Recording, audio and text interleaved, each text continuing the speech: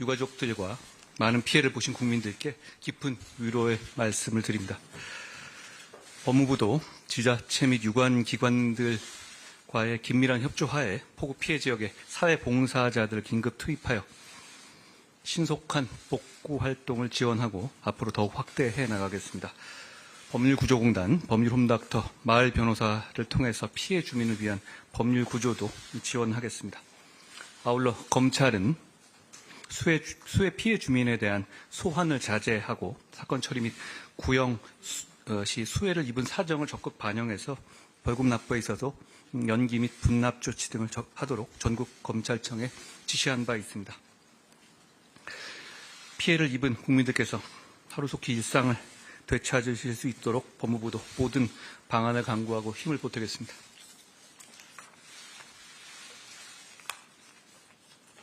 시작할까요?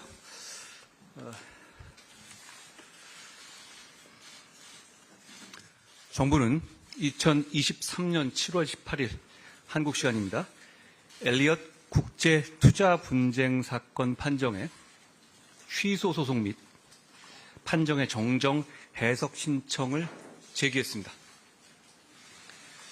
2023년 6월 20일 엘리엇 ISDS 판정이 선고된 이후에 28일 만에 후속 조치가 진행된 겁니다.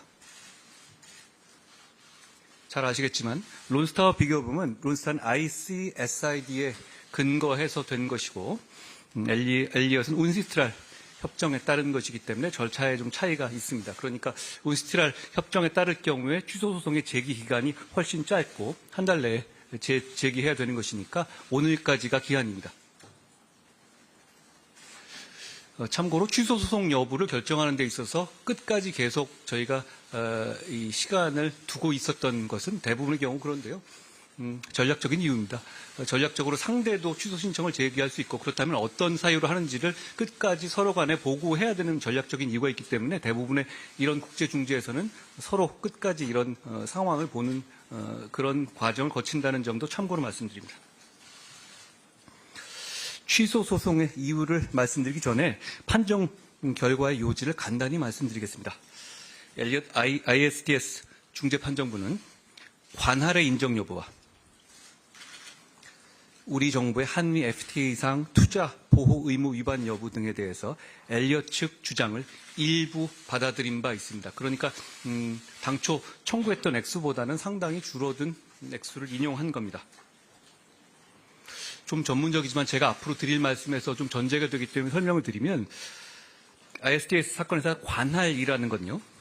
일반 소송에서 사용하는 지역 관할이라든가 물적, 인적 관할하고는 다른 의미입니다.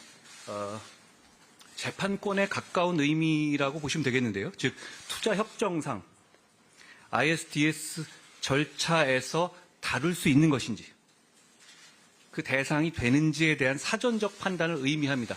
본안과 사전적인 어떤 형식적 요건이 섞여 있는 개념인데 이게 통과돼야만 이 쟁송 절차가 가능한 겁니다. 무슨 의미냐면 ISDS가 뭐 전 세계의 법원이 아니잖아요. 서로 협정에 따라서 어떤 특정한 이슈에 관해서만 중재 대상이 되게 하자라고 하는 것이 이제 이 관할의 의미인데 저희는 이 관할에 대해서 관할이 없다라고 계속 주장했던 것이고 ISDS 이 중재재판부는 관할이 있다라고 다른 판단을 한 겁니다. 구체적으로 중재판정부는 대한민국 법원의 유죄 확정 판결 상당 부분을 그대로 원용해서 삼성물산과 제일모직 합병에 따른 국민연금의 찬성 의결권 행사가 한미 FTA상 명시된 당사국 의무 중에 하나인 최소 기준 대우를 위반했다고 판단한 겁니다.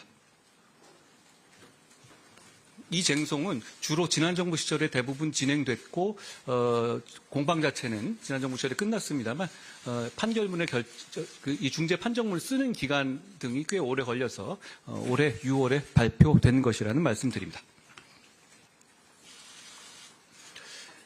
이제 본론을 말씀드리죠. 먼저 판정문의 정정 해석 신청의 배경입니다. 저희가 한 거는 판결문의 정정 해석 신청과 그리고 취소 소송입니다. 두 가지가 다르거든요. 엘리엇 ISTS 사건에 적용되는 운시트랄 중재 규칙에 따라서 중재 사건의 당사자는 판정문의 수령일로부터 30일 이내에 중재판정부의 판정문의 정확한 의미를 확인하기 위한 해석 신청과 판정문상의 명백한 오류나 착오 등을 시정하기 위한 정정 신청이 가능합니다.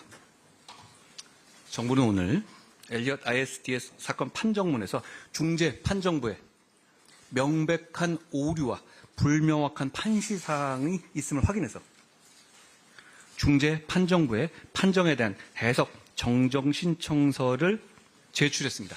아까 말씀드렸다시피 취소소송과는 다른데요. 이 정정 신청은 중재판정부에 하는 것이고 취소소송은 영국 법원에 하게 됩니다. 제가 이따가 다시 한번 설명드리겠습니다. 첫째, 정정 신청의 부분은 중재판정부는 판정 이후에서 엘리엇이 입은 삼성물산의 주가 하락으로 인한 손해액 산정에 있어서 삼성물산이 합병 이후 엘리엇 측에 지급한 합의금의 세전 금액을 손해액에서 공제하여야 한다. 이렇게 설치를 했거든요. 그런데 저희가 분석해본 결과 실제로는 그 합의금의 세후 금액을 공제한 명백한 오류가 확인됐습니다. 그 착오로 인해서 정부가 부담해야 할 손해배상금의 원금이 60억 정도 부당하게 증가한 것입니다. 둘째로 해석 신청 부분은 이겁니다. 중재판정부는 판정의 이유에서 정부로 하여금 손해배상금의 원금에 대한 판정 전 이자를 한국 원화로 지급하여야 한다라고 설치했습니다. 그런데 정작 판정 주문에서는 그 이자를 미국 달러화로 지급하여야 하는 것으로 해석될 수 있게 판시됐습니다. 그렇기 때문에 판정 이유와 주문의 불일치에 대한 정확한 해석이 뭔지를 묻는 절차가 필요한 것입니다. 정부는 이 판정문에 대한 해석 정정 신청을 통해서 판정문상의 명백한 오류를 바로 잡겠다는 것입니다.